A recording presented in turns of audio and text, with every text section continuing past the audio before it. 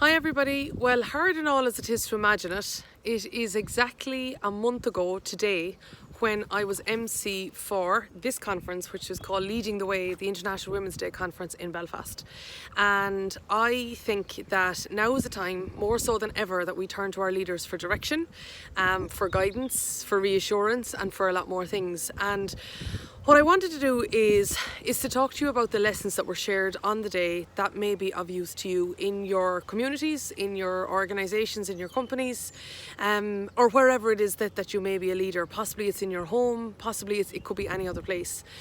There are so many really bad things happening around us. Obviously we've all heard about the deaths, we've heard about people being really, really sick, and we've heard about a lot of the economic demise that has happened and so on. And as I mentioned, a lot of people are truly turning to leaders now for all of the things that I said earlier. So I wanted to try and give you a little bit of help with that, and to share the key lessons that were imparted by each of the speakers on that particular day.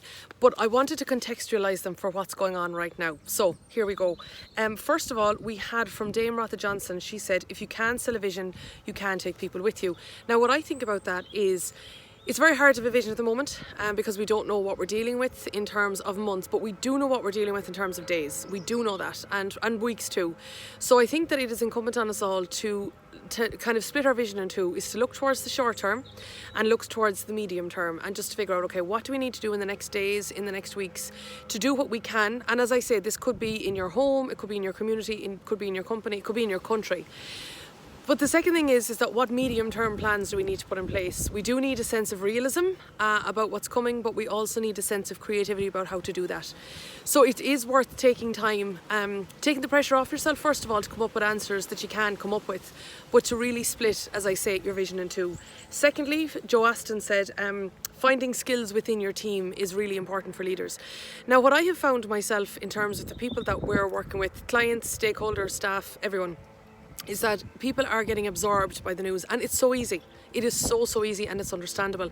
So what I have done is that I have really shrank down the time frames involved for what I'm doing with my own staff. So what I do is that we only now focus on the tasks to be done in the next day or two, and then we come back and then we focus more on those. Now you might say that's micromanaging. Yes, it is, but I needed to do that in order just to keep them away from the news and to keep them focused on the productivity, to really focus on what was going on in their own minds, to make sure that that they were protecting their mental health, to be honest, and just to make sure that if you have a sense of achievement, if you know what you're doing and what you're doing will deliver an output for somebody, then at least you can get back into that sense of mind for a little while. So that is what I personally, what I took away from that. Sara Venning spoke about always wanting to make things better. Lots of us have been talking about or listening to things regarding resetting. There seems to be that going on a lot, whether it comes to the environment, the economy, resetting expectations, resetting business models. Disruption has happened at an incredible pace, and we're all trying to figure out a new way. But there's also a sense in that about, like, what do you want to reset? What do you want if you could start over, which many of us in some ways have had to do? What would you do differently? And now you have a chance to do it. So when it comes to always looking to do better, as Sarah would say, what is it that you want to simplify, or what is it now that you would like to implement now that you have a chance to reset? The next person is Burgess, and she's a great TED Talk called Smiling with All Four Cheeks. I've actually taken a lot from her TED Talk. Her point there, I'll let you figure that out for yourself, by the way, what she's referring to. But the whole idea is to let go of what's gone, and almost to go with the flow. Some of you may be feeling very frustrated at home. The reason, by the way, that I'm out here in the back garden is this is the furthest that I can go at the moment. And but, like, you know, I have often seen this bush here behind me, but it's only in the last couple of weeks that I'm appreciating its beauty, I suppose, and there's a metaphor in that too. But we do just have to go with it for the moment. Like, we do just have to go with the fact that the lockdown or the restrictions are going to be in place for a period of time, that economic activity is not going to be the same as what we're used to, and life is going to be different in our new normal. And when we stop fighting the reality, then at least we can actually acknowledge what is going on and to see how we can move forward with it. So I think that's certainly something that's worth considering. Joanne O'Riordan, many of you of course would know her, and she came up with a great quote. I don't know if she even knew she was quoting it, but she says this herself, and that is that in order to do the impossible, we need to believe in the possible. And this is where we need to focus on what you can do. That is one of the values that we have in our business that we've had since we started in 2010, but focusing on what you can do. I have been on the phone for much of today talking to clients about, moving their traditional learning to online portals, and not just transitioning, but actually how do you thrive in that environment? How do you build interactivity? How do you increase the amount of engagement that you're getting? How do you use social media and other technologies rather than fighting against them when you're online? A range of different things like that. I'm talking to people now about new business models that they hadn't considered before, and maybe how we could work together in that regard. That's what I can do. That is what I can do. We looked after the wages yesterday. That is something that we could do. We have made sure to manage our cash flow and to keep on top of things operationally. We have looked at how we can, rationalise things and do what we can do. That is what I can do. There's an awful lot I can't. There's an awful lot that I don't have control over. But if we focus on what we can do, if we believe in the possible, then we will achieve the impossible. And an awful lot of things that we're doing today were unthinkable a month ago. So what's the difference between unthinkable and impossible? Very little, really, in my view. Also, the next person then was Dame Jocelyn Bell. And she said that when you work exceptionally hard, that's when great things happen. Now, on stage, I actually asked her, I said, what does work exceptionally hard mean? And we spoke about working hard or working smart. But today, actually, my question would be different. And today, my question would be, well, what is exceptional?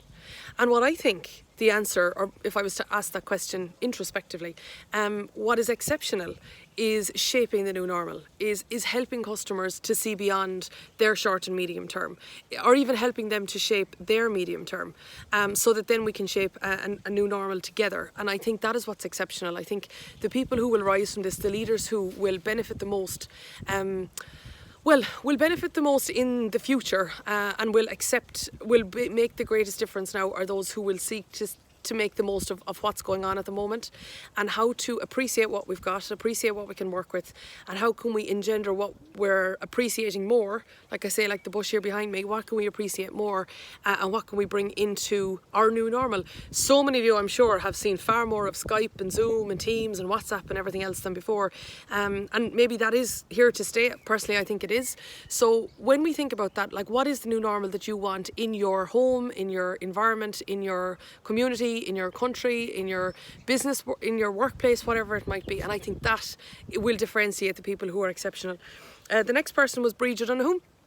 And she spoke about the importance of simplifying the customer journey.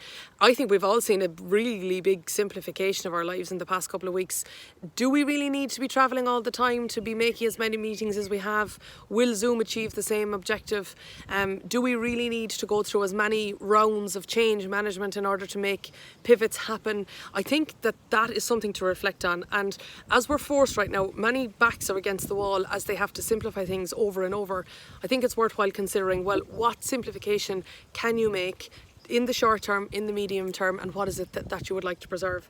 Sinead Rocks made a very good point about the dichotomy of being a public service broadcaster as well as being commercially funded. And you know what? We're all that way now. We really all are that way now. No matter who I'm talking to, they're not just trying to salvage their own business. I find that they're also trying to help other people. You have companies who are like running free webinars, or you have companies that may be throwing out produce that they can't sell that are now donating it. We've seen a massive response to volunteering efforts in countries around the world. We have seen minds work together and partnerships form that really couldn't have been done a couple of weeks ago. So I think that's a big point, is, as leaders, it's not just about looking after our own position or even our own community. It is now about looking after everybody. And I think that public service nature of leadership is going to take more of the fore in the new normal. And I think that's worth considering. The last point I'm going to make, I'm not going to interpret it for you. And the reason for this was one of the most profound statements made at that conference that I'm just going to leave you on for you to think about. It was from Anne Anderson. She's a previous Department of Foreign Affairs diplomat. And every single person I've mentioned to you are exceptional in their own way, to take Dame Jocelyn Bell's word, but this particular one was really one that resonated with a lot of us. So here, Susan Hayes-Cullerton wishing you the very best in every way, and best wishes to every single one of you as leaders in your own various environments. A quote from Anne Anderson, and that is that power speaks with a louder voice, but influence has a softer tone.